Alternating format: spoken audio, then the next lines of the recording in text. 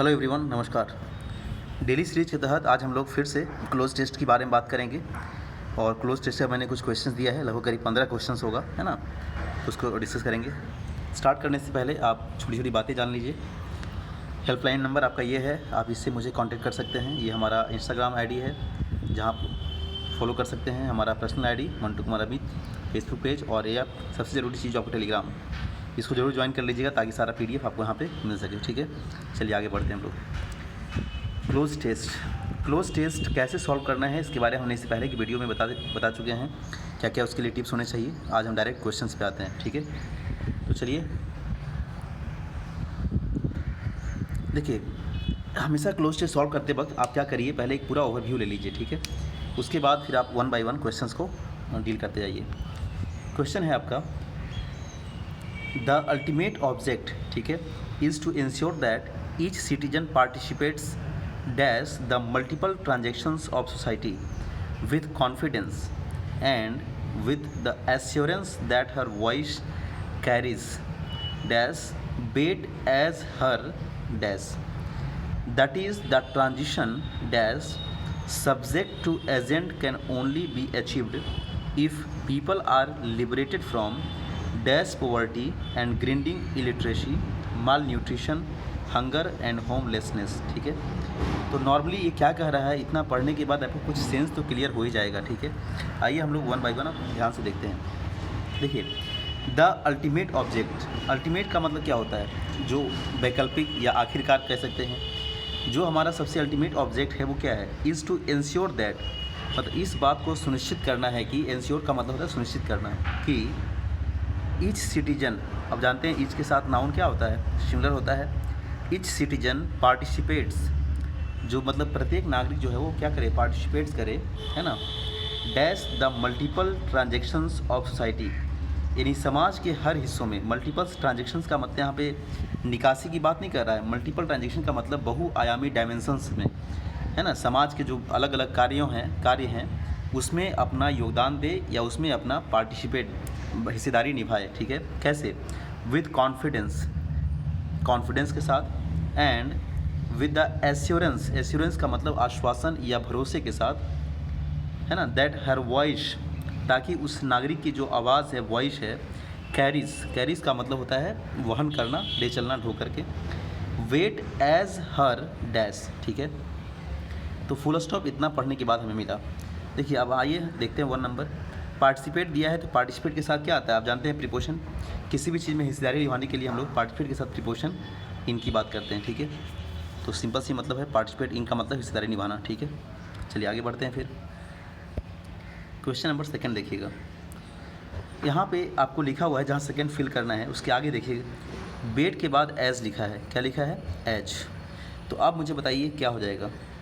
तो सिंपल सा मतलब है, ठीक है, क्योंकि आप जानते हैं कि एज और एज का पेयर बनता है, तो इस हिसाब से ये तो होगा नहीं, कंपैरेटिव डिग्री है, आगे देन होना चाहिए था। सो मैच भी नहीं होगा, है ना। सो की बात हम करते हैं जनरली नेगेटिव सेंस में ही। एज मच एज, यहाँ भी एज दिया हुआ तो ये भी नहीं हो जाएगा, तो एक ही ऑप्शन है हमारा, एज मच। तो एज मच वेट एज। ठीक है, तो काफ़ी आसान था ये। नेक्स्ट आगे बढ़ते हैं हम लोग। चलिए अब देखिएगा, यहाँ तो हो गया आपका एज मच वेट एज हर। ठीक है, डैश।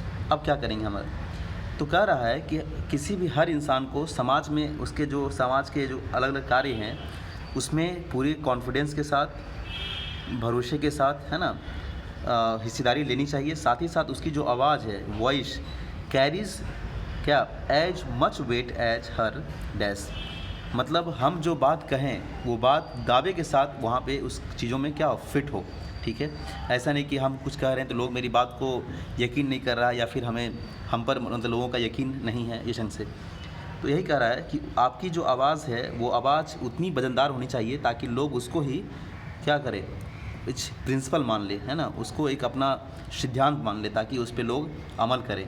ठीक है, तो रिलीजन होगा नहीं, वोट्स की यहाँ बात होगा नहीं, कास्ट भी नहीं होगा, मैंडेट हो जाएगा। मैंडेट का मतलब होता है, जैसे बोलते हैं ना पॉपुलर मैंडेट, मतलब जनमत, है ना, लोग आपकी बातों को एक प्रिंसिपल मान करके उस पर अमल करें। ठीक है, चलिए आगे बढ़ते हैं हम लोग। नेक्स्ट फिर कह रहा है, that is the transition dash subject to agent, subject to का मतलब होता है किसी के अधीन, कैन ओनली बी अचीव्ड, जिसे अचीव किया जा सकता है कैसे, if people are liberated from dash poverty and grinding literacy, illiteracy, malnutrition, hunger and homelessness, ठीक है। तो that is the transition dash subject to agent. देखिए आगे पेयर में दिया है, टू दिया है, तो अब काफ़ी आसान हो जाता है हमारे लिए हर चीज़ आंसर करना जब कुछ विकल्प हो तो आप जानते हैं फ्रॉम के साथ पेयर में क्या आता है, तो टू आता है, आप जानते हैं। जबकि बिटवीन के साथ पेयर में एंड आता है, बिटवीन एंड होता है, ठीक है। तो यहाँ पे ये दोनों तो होगा नहीं, सही आंसर क्या हो जाएगा, फ्रॉम, ठीक है। चलिए आगे देखते हैं हम लोग फिर नेक्स्ट, फिर क्या हो जाएगा, to agent can only be achieved, जिसे अचीव किया जा सकता है कैसे, if people are liberated from, अगर लोग चीज़ों से मुक्त हो जाएं, किन किन चीज़ों से मुक्त हो जाएं, गरीबी से मुक्त हो जाएं, इलिटरेसी जो भारत में बहुत ज़्यादा अशिक्षा है उससे मुक्त हो जाएं, माल न्यूट्रिशन का मतलब कुपोषण से मुक्त हो जाएं, हंगर भूखमरी से मुक्त हो जाएं, होमलेसनेस बहुत सारे ऐसी आबादी हमारे देश में है जो बेघर हैं, जिनके पास अपना घर तक नहीं है ना। इन सब चीज़ों से जब हम उसको पूरी तरह से मुक्ति दिलवा दें, ठीक है, तभी हम इन चीज़ों को अचीव कर सकते हैं कि हर इंसान अपनी हिस्सेदारी समाज में अच्छे से निभा सके, ठीक है। देखिए यहाँ पे जहाँ 5 नंबर भरना है उसके आगे पॉवर्टी लिखा हुआ है, तो एक कोलोकेट वर्ड होता है, कोलोकेट का मतलब होता है जो उसके साथ फिक्स आता है, ठीक है। तो क्या होता है, तो होता है एब्जेक्ट पॉवर्टी। क्या होता है, एब्जेक्ट पॉवर्टी। एब्जेक्ट का हिंदी वैसे होता है अधम, अधम का मतलब समझते हैं ना, नीचा गिरा हुआ पतित टाइप का। लेकिन यहाँ जो ये दोनों कोलोकेट वर्ड आता है, फिक्स वर्ड आता है, इसका मतलब होता है अत्यंत गरीबी, बहुत ज़्यादा गरीबी, एब्जेक्ट पॉवर्टी, ठीक है। तो आंसर हो जाएगा हमारा एब्जेक्ट। रिपल्सिव का मतलब घृणात्मक होता है, और ड्रेडफुल और ग्रिसली है ना, इन दोनों का मतलब होता है डरावना। इन दोनों का मतलब क्या होता है, डरावना होता है, ठीक है। तो ये था हमारा फर्स्ट क्लोज टेस्ट। उम्मीद करता हूँ कि क्लोज टेस्ट आपको समझ में आया होगा अच्छे से, ठीक है। चलिए जैसा होगा आप कमेंट करके बताते रहिएगा मुझे। आगे बढ़ते हैं क्लोज टेस्ट नंबर 2 की ओर, ठीक है। पहले हम लोग क्लोज टेस्ट पूरा पढ़ने की कोशिश करते हैं, फिर उसके बाद आगे 1 बाय 1 क्वेश्चन सॉल्व करते हैं, ठीक है। The committee dash criminal justice reforms है ना, recommended a threefold strategy to arrest the drift and to prevent total disaster, ठीक है। First, the law, substantive and procedural, requires a fresh dash look based on changes in society and economy, dash priorities in governance. The guiding dash in the reform process should be decriminalization wherever dash and diversion, reserving the criminal justice system mainly to deal with real hard crimes, ठीक है।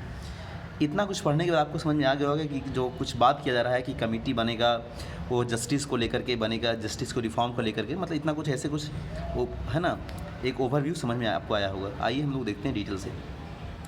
The committee dash criminal justice reform, जो committee है वो criminal justice reforms को लेकर के क्या किया गया है, बनाया गया है, जो रिकमेंड करता है, रिकमेंड का मतलब सिफारिश किया, थ्रीफोल्ड स्ट्रेटजी मतलब ऐसी रणनीति को लेकर के, थ्रीफोल्ड का मतलब होता है 3 टाइम्स है ना, किसी भी चीज़ को लेकर के, टू अरेस्ट द ड्रिफ्ट। देखिए यहाँ फ्रेज ये हो गया, टू अरेस्ट द ड्रिफ्ट का मतलब होता है किसी सिचुएशन को समझना, परिस्थिति को समझने के लिए है ना। यहाँ कह सकते हैं टू अंडरस्टैंड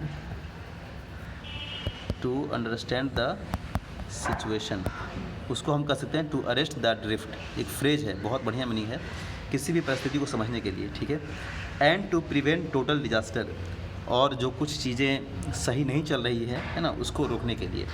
तो कमेटी बनाया गया, तो कमेटी बनाया गया क्या हो जाएगा, द कमेटी ऑफ करेंगे, ऑन करेंगे, फॉर करेंगे, अपॉन करेंगे।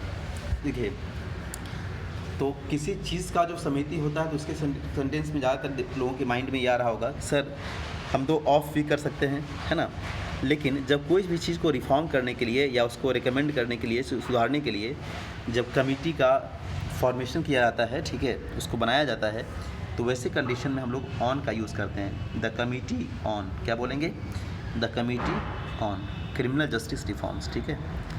चलिए आगे बढ़ते हैं नेक्स्ट। देखिए आगे फिर लिखा था आपको यहाँ पे,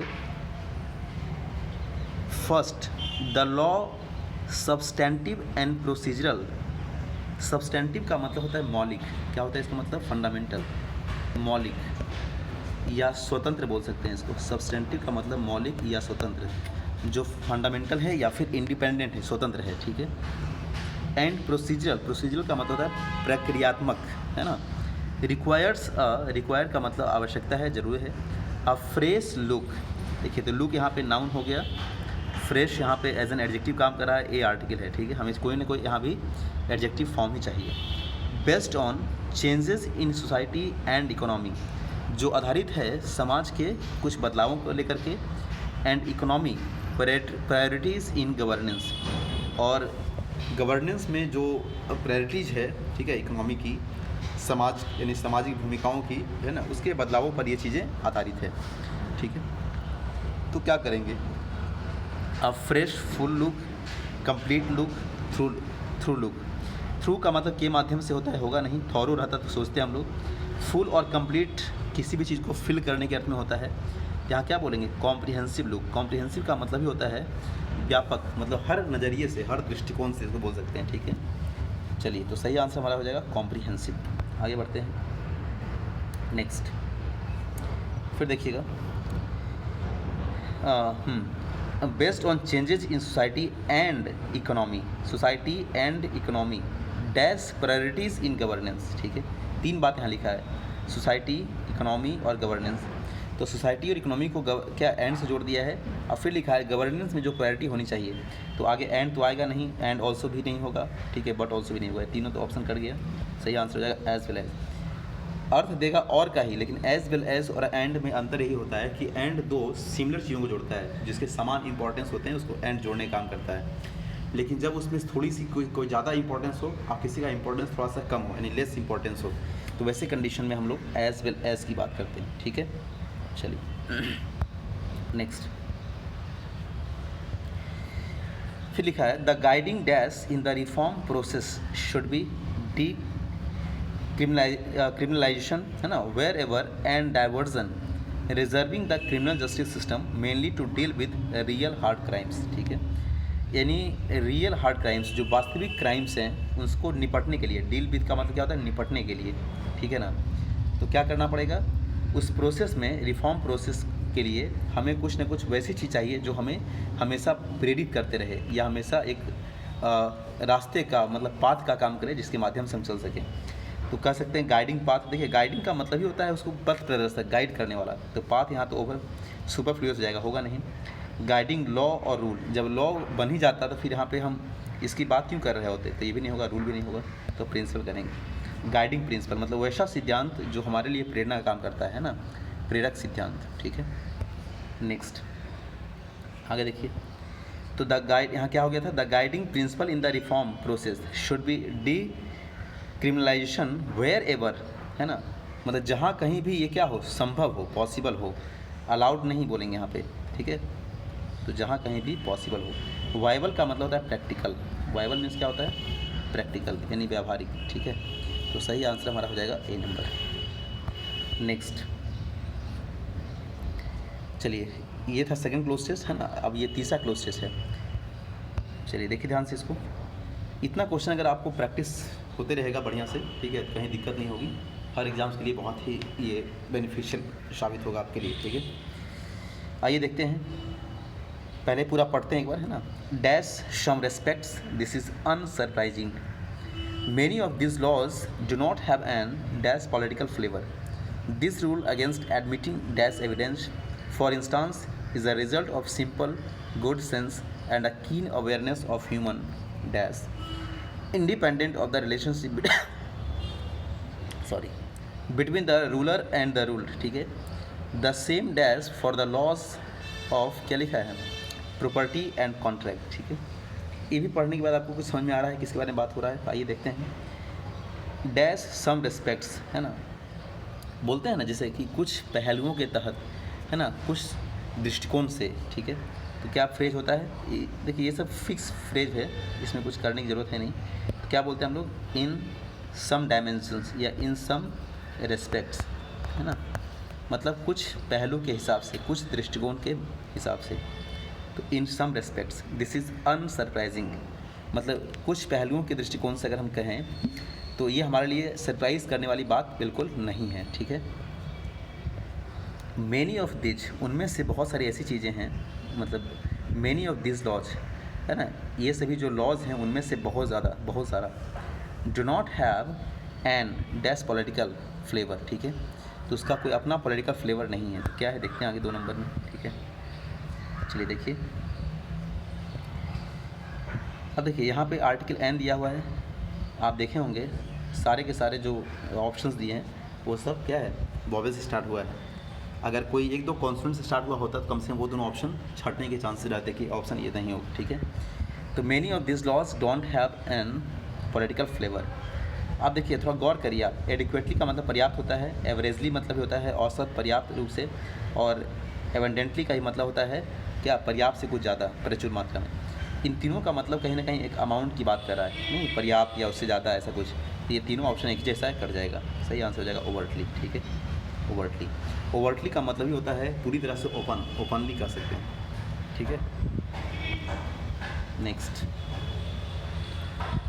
फिर देखिए उसको, this rule against admitting evidence, ये जो नियम है ये किसके विरुद्ध है, वैसे सबूत, है ना, एविडेंस का मतलब क्या होता है, सबूत या फिर साक्ष्य प्रमाण कह सकते हैं, है ना, अगेंस्ट एडमिटिंग, ठीक है। तो this rule against admitting dash evidence, मतलब वैसे सबूत के ये बिल्कुल खिलाफ है जो, आप कैसा सबूत है देखिए, तो गॉसिप का मतलब होता है बकवास करना, होगा नहीं। स्कैंडल का मतलब होता है ना, कोई मास लेवल पे जो स्कैंडल होता है, ठीक है, आप समझते हैं, करप्शन वगैरह। र्यूमर का मतलब अफवाह, कुछ हद तक कह सकते हैं। और हियर से का मतलब क्या होता है, हियर से का मतलब होता है वैसी बात जो किसी फैक्ट पर आधारित नहीं हो, ठीक है, मतलब वैसी बातें जो किसी भी तथ्य या फैक्ट के पर आधारित ना हो, उसको हम बोलते हैं हेयर से। अब र्यूमर और हेयर से में क्या डिफरेंस है, तो र्यूमर का मतलब होता है अफवाह, जो कोई भी आदमी मनगढ़ंत का बातें कर सकता है, और हेयर से का मतलब होता है लगभग टेंस टू तो है लेकिन उसका कोई खास प्रमाण नहीं है, मतलब बात मिलता जुलता है लेकिन उसका कोई खास प्रमाण नहीं है। तो यहाँ ज़्यादा उचित जो ऑप्शन है आपका यही है ना, हेयर से, ठीक है। तो हेयर से evidence is a result of simple good sense and a keen awareness of human dash independent of the relationship between the ruler and the ruled, ठीक है। क्या है आगे देखते हैं हम लोग, नेक्स्ट चलिए, तो ये लिखा था is a result of simple, मतलब वो परिणाम है किसका, सिंपल गुड सेंस का, एंड कीन अवेयरनेस ऑफ ह्यूमन नेचर, है ना। देखिए अब पढ़ने के साथ ही लग गया कि यही होना चाहिए, क्योंकि बायोलॉजी, ह्यूमन बायोलॉजी तो होगा नहीं यहाँ पे, ह्यूमन क्वालिटी भी नहीं होगा, ठीक है, ह्यूमन पर्सनालिटी भी नहीं होगा, ह्यूमन नेचर हो जाएगा, ठीक है। Independent of the relationship between ruler and ruled, जो शासन करते हैं और जो शासक है उन दोनों के बीच का संबंध कैसा होना चाहिए, इंडिपेंडेंट होना चाहिए, स्वतंत्र होना चाहिए, ठीक है। आगे देखिए नेक्स्ट, और the same for the laws of property and contract, और वही चीज़ अप्लाई होना चाहिए प्रॉपर्टी और कॉन्ट्रैक्ट के बीच में भी। तो जो बातें यहाँ अप्लाई हो रही है कि एक रूल करने वाले और एक जो जिस पर शासन किया जाता है उन दोनों के बीच का संबंध स्वतंत्र होने चाहिए, यही बात प्रॉपर्टी और कॉन्ट्रैक्ट के बीच में लागू होने चाहिए। तो ये भी फिक्स फ्रेज है बाबू, गो फॉर का मतलब होता है किसी पर अप्लाई होना, लागू होना। यहाँ फॉर दिया है तो आंसर क्या करेंगे, गोज़ फॉर, ठीक है। तो ये था आपका 15 क्लोज टेस्ट। उम्मीद करता हूँ कि ये क्लोज टेस्ट आपको समझ आया होगा बढ़िया से, ठीक है। बताइएगा कमेंट करके मुझे कैसा लगा ये, ठीक है। चलिए मिलते हैं हम लोग अगले एपिसोड में। वीडियो को लाइक और शेयर ज़रूर करिएगा ताकि मेरा मनोबल बना रहे यूँ ही, ठीक है। चलिए बहुत बहुत धन्यवाद।